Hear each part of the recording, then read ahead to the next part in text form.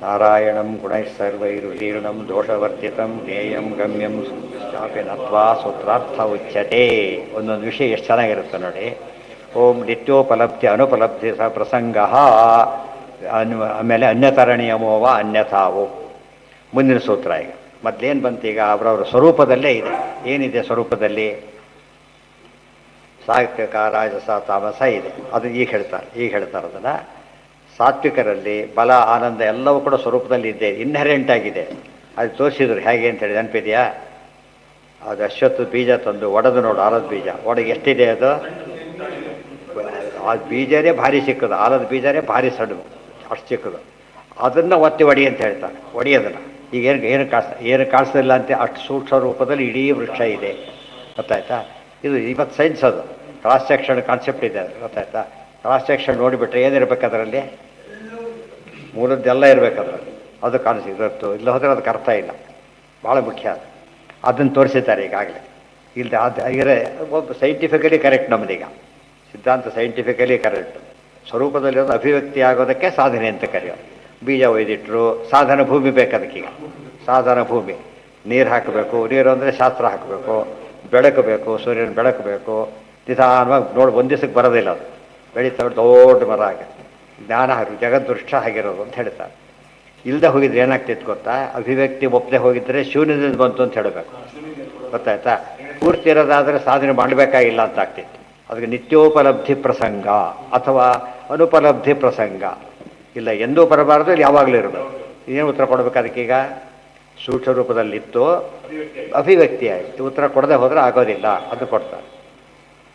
ವ್ಯಕ್ತಿ ಅನಂಗೀಕಾರೇ, ಅದೇ ಒಪ್ಪದೆ ಹೋಗಿಬಿಟ್ರೆ. ದೇವಾನಾಂಚ ನಿತ್ಯೋಪಲಬ್ಧಿ ಆನಂದಾದೀನಾಂ ಅಸುರಾಣಾಂ ನಿತ್ಯ ಅನುಪಲಬ್ಧಿ ಮನುಷ್ಯಾಣಾಂಚ ನಿತ್ಯೋಪಲಬ್ಧಿ ಅನುಪಲಬ್ಧಿ ಚ ಪ್ರಸಜ್ಜೇತೆ.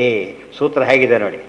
ನಿತ್ಯೋಪಲಬ್ಧಿ ಅನುಪಲಬ್ಧಿ ಹೇಳ್ಬಿಟ್ರಿ. ಈಗ ಎಷ್ಟು ಈ ಶ್ಲೋಕ ನೋಡಿದ ತಕ್ಷಣ ಏನು ನೆನಪಾಗತ್ತೆ ನಮಗೆ? ಇರೋದು ಎರಡು, ಮೂರಾಗಬೇಕದು. ನಿತ್ಯಾನಿತ್ಯ ವಿಭಾಗೇನ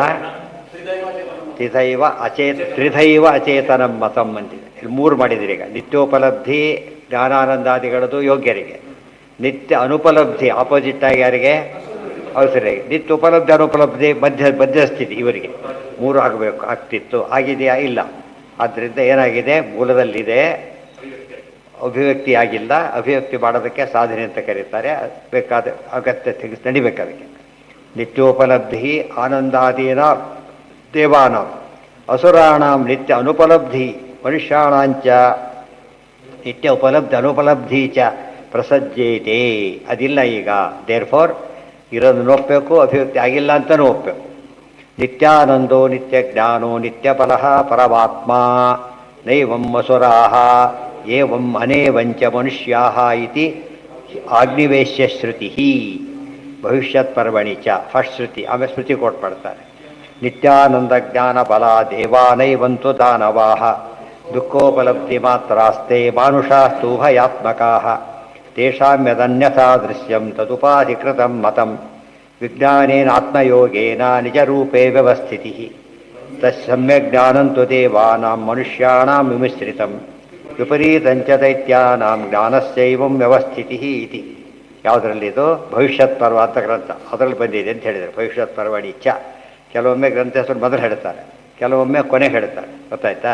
ಕೆಲವೊಮ್ಮೆ ಇತಿಹಾಸ ಅಷ್ಟೇ ಬಿಟ್ಟುಬಿಡ್ತಾರೆ, ಕೆಲವೊಮ್ಮೆ ಬರೀ ವಾಕ್ಯ ಕೊಟ್ಟು ಲಿಂಕ್ ಮಾಡಿಬಿಡ್ತಾರೆ. ನಿತ್ಯಾನಂದ ಜ್ಞಾನಬಲಾಹ ದೇವಾಹ. ದೇವಾರ ಅಂದರೆ ದೈವಿ ಸಂಪತ್ತಿರೋರು ಅಂತ ಅರ್ಥ, ಬರೀ ದೇವತೆಗಳು ಅಂತಲ್ಲ, ಸಾತ್ವಿಕರು ಅಂತ ಅರ್ಥ. ನಿತ್ಯಾನಂದ ಜ್ಞಾನಬಲ ಎಲ್ಲ ಇದೆ, ದಾನವರು ಆಪೋಸಿಟ್ ಆಗಿದೆ. ದುಃಖೋಪಲಬ್ಧಿ ಮಾತ್ರ ಅಷ್ಟೇ ಮಾನುಷಾಸ್ತು ಉಭಯಾತ್ಮಕ. ನಿತ್ಯ ಸಂಸಾರಿಗಳು ಬಿಕ್ಸೆಡ್ ಅವರು.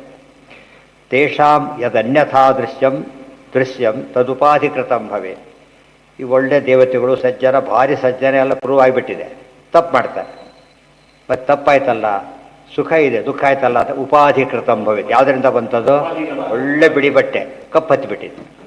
ಬಟ್ಟೆ ಕಪ್ಪಿಲ್ಲ, ಬಿಡಿ ಇಲ್ಲ, ಕಪ್ಪಿರೋದು ಎಲ್ಲಿಂದ ಬಂತು? ಕಪ್ಪದು ಉಪಾಧಿಯಿಂದ ಕಾಡಿಸ್ತು. ಮತ್ತೆ ಉಪಾಧಿ ಹೋಗ್ಬಿಟ್ರೆ ಒಗೆದಾಕ್ಬಿಟ್ರೆ ಬೋಧೋಯ್ತು. ಒಯ್ಲಕ್ಕೆ ನೀರು ಬೇಕು, ಶಾಸ್ತ್ರ ಬೇಕು, ಕ್ಲೀನ್ ಮಾಡೋಕ್ಕೆ ಶಾಸ್ತ್ರ ಬೇಕು. ಆದ್ದರಿಂದ ಮಾಡಿದರೆ ಬೋಧೋಯ್ತು ಅಷ್ಟೆ. ಅವನಿಗೆ ಒಳ್ಳೇದು ಕಾಣ ಕಾಣಿಸುತ್ತೆ ಕೆಲವು ಸಲ. ಗೊತ್ತು, ಅಂಥದ್ದೇ ಜಾಸ್ತಿ ಕಾಣೋದು. ತಪ್ಪಿತಸ್ಥರು ಭಾರಿ ಶೈನ್ ಆಗ್ತಿರ್ತಾರೆ, ಇವನು ಒಳ್ಳೆ ಕೂತಿರ್ತಾರೆ. ಯಾಕೆಂದರೆ ಅದು ಉಪಾಧಿ. ಅದು ಯಾವುದೋ ಪುಣ್ಯ ಅವ್ರನ್ನ ಕಾಪಾಡ್ತಾ ಇದೆ. ಈಗಿಂದಲ್ಲ, ಹಿಂದಿದ್ದು. ಇವ್ರು ಯಾವುದೋ ಪಾಪ ಕಾಡೋದಕ್ಕೆ ಇವ್ರು ಹೀಗೆ ಕಾಡ್ತಾರೆ, ಯಾವುದೋ ಪುಣ್ಯ ಬಂದಿದ್ದಕ್ಕೆ ಅವರು ಕಾಡ್ತಾರೆ ಹಾಗೆ. ಆದರೆ ಕೊನೆಗೆ ಏನು ಹೊಡೆಯುತ್ತೆ, ಅವರವರೇ ಇವರೇ ಸ್ವರೂಪ ಬರುತ್ತೆ, ಅದು ಹೋಗಿಬಿಡುತ್ತೆ. ಉಪಾಧಿ ಯಾವಾಗಲೂ ಏನದು ಟೆಂಪರರಿ, ಸ್ವರೂಪ ಅನ್ನೋದೇನದು ನಿತ್ಯ. ಅದಕ್ಕೆ ಸ್ವರೂಪಸ್ಯ ಅನಪಾಯಾತ್ ಅಂತ, ಅನಪಾಯನ ಬಿಟ್ಟು ಹೋಗೋದು ಯಾವಾಗಲೂ ಇರುತ್ತೆ ಅಂತ ಅರ್ಥ. ತೇಷಾಮ್ಯದ ಅನ್ಯಥಾ ದೃಶ್ಯಂ ತದುಪಾಧಿಕೃತಂ ಮತಂ. ಪಾಂಡವರಲ್ಲಿ ಬಿದ್ದಾರೆ, ಸಮಾಚಾರ ಭಾರಿ ದೊಡ್ಡವರು, ಮನೋನಿಯಾಮಕರು ವಿರೋಧ ಮಾಡ್ತಾರೆ ಪಾಂಡವರಿಗೆ. ಎಂಥ ವಿರೋಧ ಅದು, ಔಪಾಧಿಕ ವಿರೋಧ. ದುರ್ಯೋಧನ ಕಾಂಟ್ಯಾಕ್ಟಿಂದ ಬಂತು, ಬೇರೆ ಅದು ಹೊರಟೋಗ್ಬಿಡುತ್ತೆ ಅಷ್ಟೇ. ಈಗ ಅವ್ರು ಏನು ಯೋಚನೆ ಕೂಡ ಇಲ್ಲ ಅದಕ್ಕೆ. ಔಪಾಧಿಕೃತ, ಯಾರೋ ಚಾಡಿ ಹೇಳಿದ್ದು ಸಿಟ್ಟು ಬಂದು ಬೈಲಕ್ಕೆ ಹೋಗ್ತಾರಲ್ಲ ಹಾಗೆ. ಆಮೇಲೆ ಏನೂ ಇಲ್ಲ, ದುರ್ಯೋಧನ ಸಹವಾಸ ಆಗಿ ಮಾಡಿಸಿತ್ತು. ದುರ್ಯೋಧನ ಕೆಲವು ಯಾಗ ಮಾಡಿದ, ಅದು ಒಳ್ಳೆಯದಕ್ಕಲ್ಲ, ಸ್ವರೂಪ ಅಲ್ಲ. ಅವರು ಮಾಡಿದ್ರು ನಾನು ಮಾಡಬೇಕಷ್ಟೆ.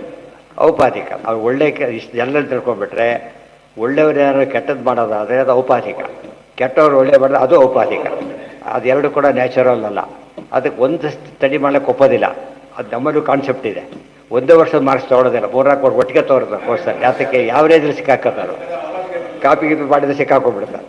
ವೇರಿಯೇಷನ್ ಎಷ್ಟು ಆಲೋ ಮಾಡ್ತಾರೆ, ಒಂದು 5 to 10% ವೇರಿಯೇಷನ್ ಹೋಗ್ತಾರೆ. ಇವರು ಒಪ್ಪೋದಿಲ್ಲ. ಅದು SLC ಕಡಿಮೆ, ಎಲ್ಲದರ ಕಡಿಮೆ. ಇದಕ್ಕಿಂತ ರ್ಯಾಂಕ್ ಬಂದದಕ್ಕೆ ಏನೋ ಆಗಿದೆ ಅಂತ ಬರ್ಲಿಕ್ಕೆ ಸಾಧ್ಯ ಇಲ್ಲ. ಇದಕ್ಕಿಂತ ಫೇಲ್ ಆದರೂ ಒಂದು ಕಾರಣ ಇರುತ್ತೆ. ಅವ್ರು ಬುದ್ಧಿವಂತ ಏನಾಗಿರ್ಬೇಕು ಅವರಿಗೆ. ಇವೆಲ್ಲ ಎಲ್ರಿಗೂ ಗೊತ್ತಿರೋ ವಿಷಯಗಳೇ. ಆದರೆ ಅದು ಶಾಸ್ತ್ರಕ್ಕೆ ಹೊಂದಿಸೋದು ದೊಡ್ಡದು. ಅದು ಶಾಸ್ತ್ರ ಮೂಲತಃ ಇರೋದು ಹಾಗೆ.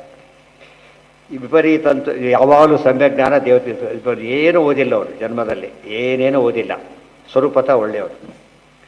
ಅವ್ರಿಗೆ ಕೆಟ್ಟದ್ದು ಮಾಡೋಕ್ಕೆ ಬರೋದೇ ಇಲ್ಲ ಅವ್ರಿಗೆ. ಅರ್ಥ ಆಯ್ತಾರೆ ನಿಮಗೆ, ಕೆಟ್ಟದ್ದು ಮಾಡಿ ಓದಿಲ್ಲ, ಯಾರೂ ಹೇಳಿಲ್ಲ ಅವನಿಗೆ.